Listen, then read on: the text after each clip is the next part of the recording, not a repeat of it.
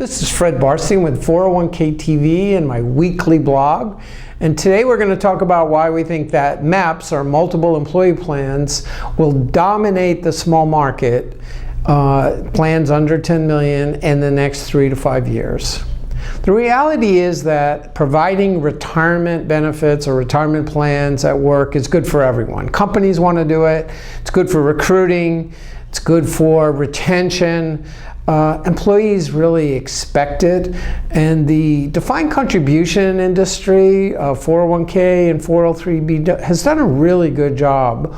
Over 60% of full-time employees 21 and older have the ability to save for retirement at work, and they're 15 times more likely to save at work than they are on their own.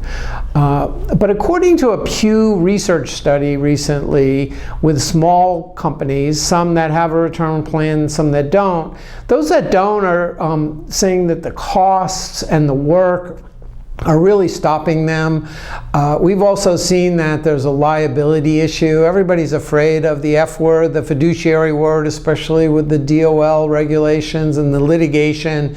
So all those things are sort of keeping smaller companies away from having a retirement plan. But a MAP solves a lot of that problem.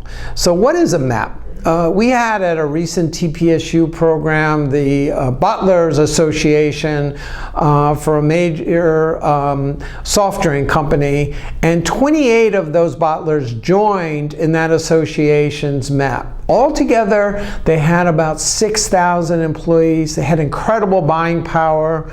The MAP, which was run by a very experienced, high-level administrator, took on that liability and ran the plan, but each of the different bottlers had the ability to design the plan a little bit to their own liking. But they got institutional grade in pricing, investments, and really high-level record keeping.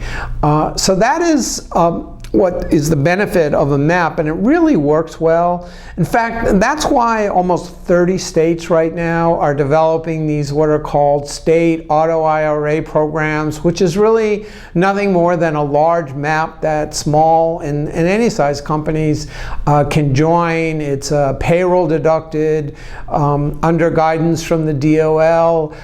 It's exempt from ERISA, so it has less liability, but it does have limited investments, and the companies cannot provide a match. Plus, companies are much more likely, according to the Pew study, to buy their retirement plans. They'd rather buy their retirement plans from the private sector, insurance and mutual fund companies, versus the state or the federal government. They're actually twice as likely to buy it from a private entity. So what's holding all this up is that there needs to be federal legislation which allows unaffiliated companies that aren't part of the same association, or for example, the American Bar Association has a large MAP where all the law firms can join. So unaffiliated companies can join and get the benefits of a multiple employer plan. But we do believe there's a lot of consensus, plus all of the energy around these state multiple employer plans, which will make these really great plans with limited liability and work, but really high quality plans under ERISA, easy to manage and available to smaller companies. One of the other really important things about MAPs is that very experienced advisors have a hard time working with smaller companies. It just doesn't make economic sense. But if they were part of a larger group, those smaller companies will be able to get access to these really high-level advisors as well as record keepers to help them and their employees to prepare for retirement. So that's why we think, for lots and lots of reasons, that MAPs will dominate the small plan market in the next 3 to 5 years. Thanks for watching 401k TV, and see you next week.